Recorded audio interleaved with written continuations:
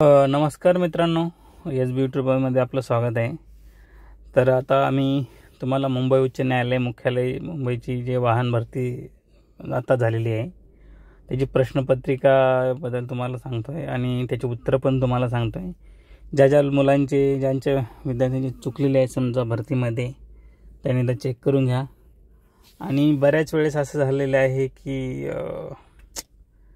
बरेच प्रश्न असे आले की ते संबंधित नाही आहेत, परंतु काही प्रश्न असे आहेत की जे नवीन नियममध्ये आलेले आहेत। काही लोकांनी उत्तरं दिलेली असतील की बाबा गेल्या वर्षीचे नियम हे आहेत आणि बऱ्याच लोकांच्या लक्षात नाही राहिलं ना, आता नवीन नियमची जी फाईन वगैरे आहे ती ॲड केलेली आहे। तर बघा, पहिला प्रश्न आहे, प्रश्नपत्रिका आहे, रविवार दिनांक 19 सप्टेंबर 2025 झालेली परीक्षा आहे। त्या एकूण गुण होते 20। तर पहिला प्रश्न आहे बघा मित्रांनो, तुम्ही बघा व्हिडिओमध्ये, परवाना घेता वाहन चालवण्यास किती दंड होतो? तर याचं उत्तर आहे मित्रांनो, पर्याय आहे 1000, बी 2000 आणि 5000 आणि 10000। तर याच्यामध्ये बऱ्याच यांनी 2000 लिहिलेलं आहे, कोणी 1000 लिहिलं आहे, परंतु नवीन नियमानुसार त्याचा दंड आहे 5000 रुपये आहे। आणि प्रश्न नंबर 2 आहे, वाहन रजिस्ट्रेशन सर्टिफिकेट RC पहिल्यांदा किती वर्षांनी नूतनीकरण करावं लागते?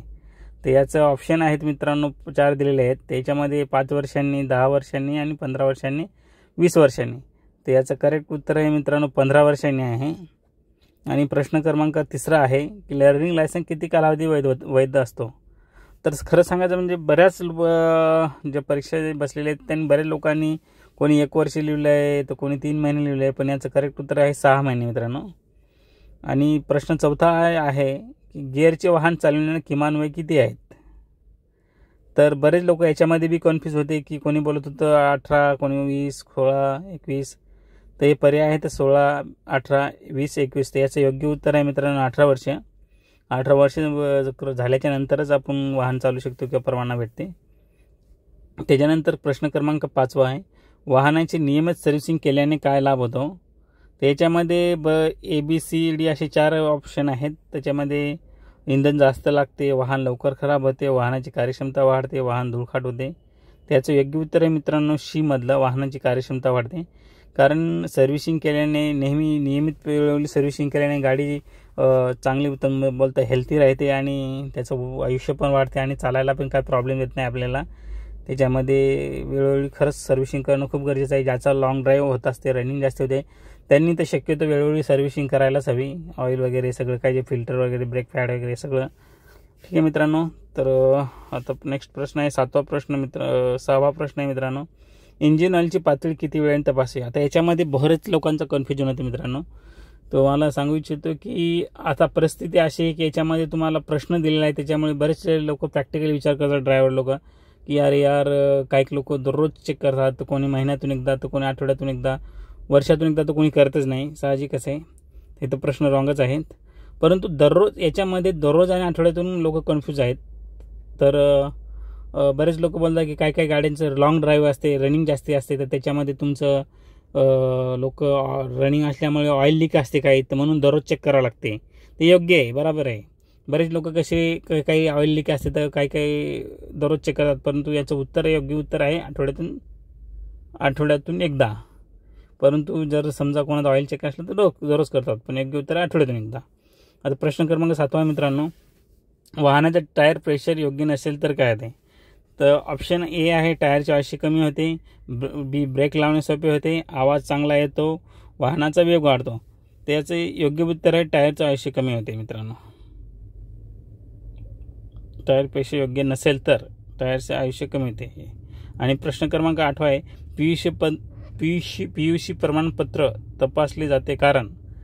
तर आता याचे 4 ऑप्शन आहेत, गाडीचा रंग ठरवण्यासाठी, प्रदूषण नियंत्रणासाठी, मालक बदलासाठी, विमा तपासण्यासाठी।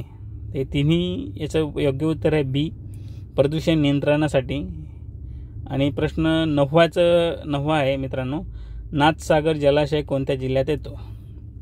आता बरेच लोक बोलले की ड्रायव्हर भरतीमध्ये याचं काय गरज आहे आणि हे, तर हा एक प्रश्न दिलेला आहे मित्रांनो। तर याचं योग्य उत्तर आहे जे की पैठण तालुक्यात आहे, संभाजीनगर, जे की पूर्वीचा औरंगाबाद बोलतो आपण। याचं योग्य उत्तर हे आहे। आणि चला नेक्स्ट तुम्हाला दाखवतोय आता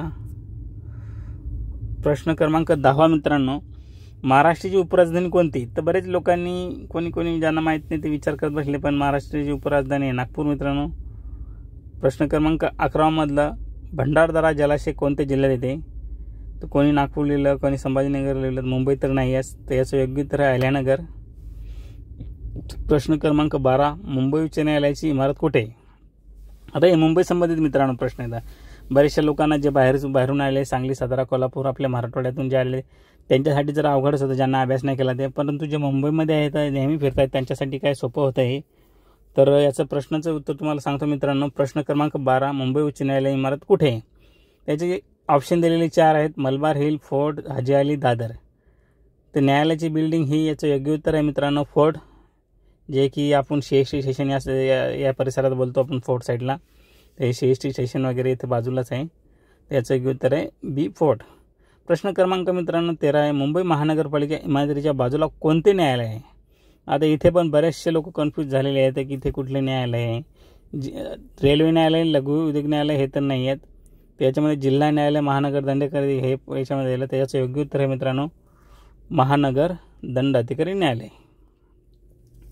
प्रश्न क्रमांक 14 आहे मुंबई आंतरराष्ट्रीय विमानतळ कुठे आहे?